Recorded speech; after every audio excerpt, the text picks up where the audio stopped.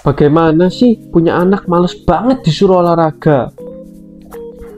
My bro, my sis, kangen gak nih sama aku? Aku cukup menghantui mimpi-mimpi kalian tidak? Jangan-jangan aku sering datang di mimpi kalian, saking kangennya kalian. Ayolah my bro, my sis, cuman seminggu aja kok sekangen itu. Seganteng apa sih aku nih? Oke, kita serius, jangan kebanyakan bercanda, nanti kejadian beneran.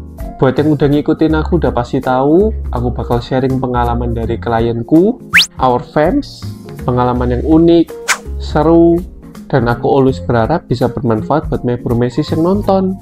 Bermanfaat buat kehidupannya my bro, my sis, khususnya kehidupan fitnessnya. So kita langsung aja mulai, nggak usah banyak basa-basi. Ini di SPF, bukan buat kulit, tapi sharing pengalaman fans.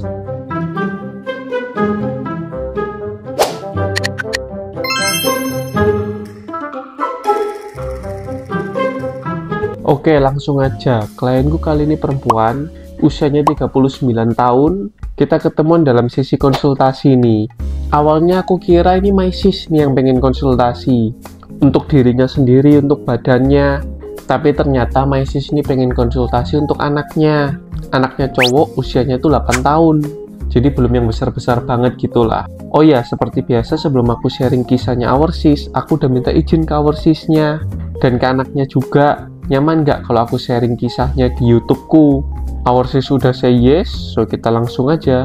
Konsultasinya our sis sebenarnya sederhana, layaknya seorang ibu. Our sis agak resah ngeliat anaknya itu males-malesan, sering main game di HP, kurang olahraga, kurang aktivitas fisik. Our sis khawatir banget kalau kedepannya bisa mengganggu pertumbuhan, kesehatannya anaknya juga, dan takutnya ini kebiasaan berketerusan sampai dia besar nanti. So our sis tanya saran, ya apa caranya biar anaknya ini mau diajak olahraga. Soalnya selama ini diajak olahraga itu susah, males, ogah-ogahan. Jadi ya apa nih caranya biar anaknya itu mau diajak olahraga, mau perbanyak aktivitas fisik, dalam tanda kutip mau hidup lebih sehat lagi lah.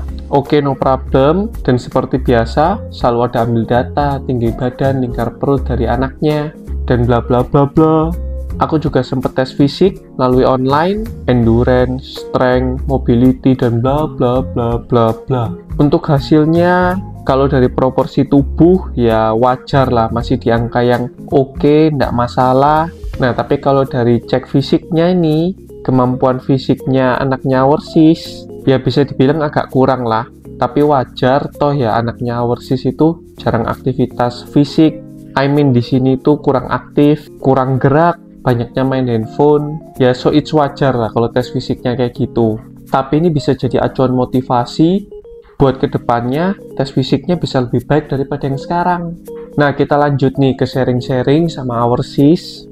Aku tanya ke our sis sendiri sama suaminya itu orang yang rutin olahraga nggak?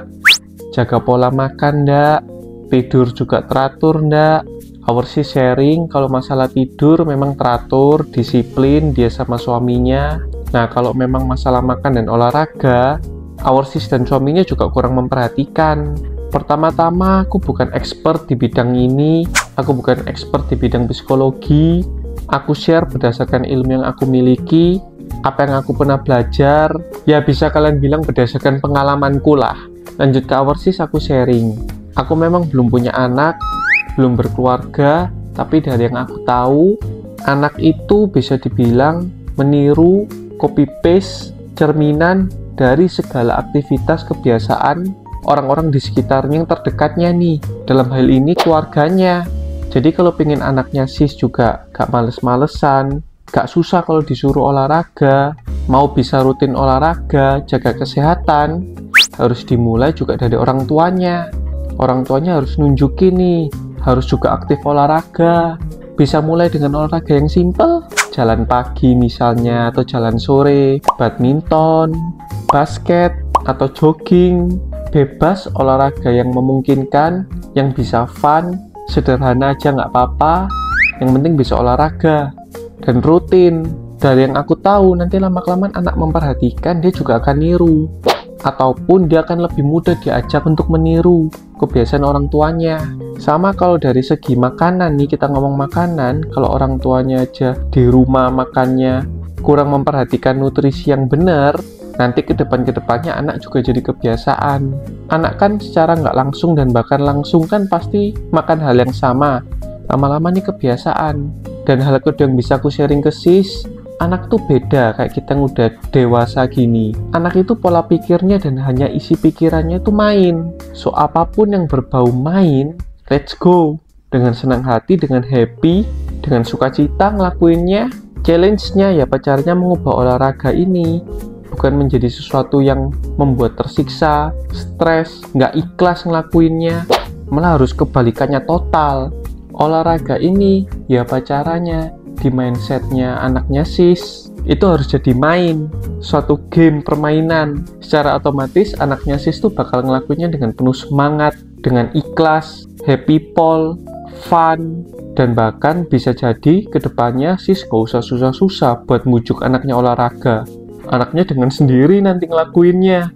Karena balik lagi menurut anaknya sis, ini main, dia lagi bermain. Untuk bisa membuat hal ini terwujud, itu benernya bisa dimulai dari hal yang sederhana juga. Sis dan suaminya bisa coba ajak main game atau olahraga-olahraga yang ringan sederhana yang ada twist-twist game di dalamnya, seperti main bulu tangkis bareng, main basket bareng, atau yang lebih simpel lagi, main kejar-kejaran bareng. Itu kan juga olahraga ya. Nah, nanti pelan-pelan bisa di-upgrade nih olahraganya. Kalau mau anaknya sis nanti pelan-pelan belajar buat ngelatih otot, maksudku resistance training, yang simple dengan beban tubuhnya sendiri. Tetap kita bisa akalin buat seakan-akan ini lagi main. Sesimpel mungkin sama sis, main lempar bola. Jangan sampai kena, tapi syaratnya kalau menghindar harus kuat. Harus jongkok berdiri, nggak boleh kanan kiri, telapak kaki nggak boleh berpindah, harus nempel di situ aja. Jadi ngindarnya itu harus dengan jongkok berdiri, squat. Itu kan secara nggak langsung ngajak anaknya sis buat latihan otot kaki tadi, squat. Tapi menurut anaknya sis ini masih main. Bisa juga main balapan merangkak, itu kan juga melatih otot tuh. Atau kalau anaknya sis masih mau diajak main yang imajinatif sifatnya, kayak main monster-monsteran, monster-monster yang merangkak kayak zombie gitu, itu kan secara otomatis juga melatih otot. Tapi bagi anaknya sis, ini main nih, so dia bakal bersemangat banget, bakal happy banget ngelakuinnya. Happy. Nggak usah susah-susah dipaksa, jadi mempermudah sis nih. Tapi aku bilang ke our sis juga, tapi balik lagi ini harus banyak berdiskusi juga. Harus ada sharing juga sama anaknya sis. Yang dia suka apa, yang nggak suka apa, dia maunya seperti apa. Itu juga penting pol sih. Aku aja kalau sama klien, sama our fans, always nanyain hal yang sama.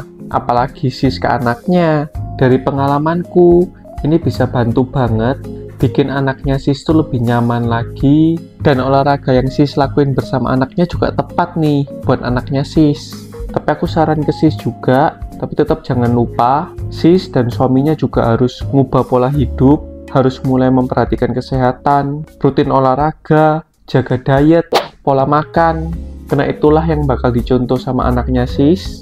Dan bersyukur banget 3 minggu setelah kita konsultasi, sis tuh ngabarin, sekarang anaknya sis nggak banyak duduk-duduk aja, baring-baring aja, males-malesan, tapi udah lebih banyak geraknya, lebih kelihatan fresh anaknya. Dan sis juga jadi bisa lebih lega lah. Aku bersyukur banget, setelah 1 bulan sis juga konsultasi untuk anaknya, kita tes fisik ulang, dan dari tes fisiknya memang ada kemajuan. Itu keren banget, bagus banget. Dan sis juga sharing anaknya juga kalau disuruh apa-apa sekarang udah nggak males lagi, udah nggak berat badannya dalam tanda kutip, sekarang udah lebih mau gerak, mau diminta tolongin apa mau. Itu keren banget sih. Jadi aku bersyukur banget juga untuk sis. Aku juga bantu sis buat merogamin pola makan nih, khususnya pola makan untuk di rumah nih, buat keluarga. Pola makan yang tepat, pola makan yang lebih baik itu kayak apa, dengan memperhatikan nutrisi-nutrisi yang seimbang, makronutrisi, mikronutrisi, supaya apa yang dimasukin ke perut keluarganya sis dan sis itu lebih paten. Tapi kalau my bro my sis semuanya pengen dengar cerita yang itu juga, sharingku tentang kisah yang itu juga, bisa tulis di komen, nanti aku sharingin kalau banyak yang minta. So itu sharing kisahnya sis dan anaknya. Memang sederhana sih, nggak terlalu banyak teori ya hari ini ya. Simpel-simpel aja, tapi aku harap bisa bermanfaat juga buat my bro my sis lainnya. Thank you Paul udah nonton sampai sekarang. So, jangan lupa subscribe, like, dan share ke orang yang kalian sayangi. Kita ketemu lagi minggu depan. Ciao!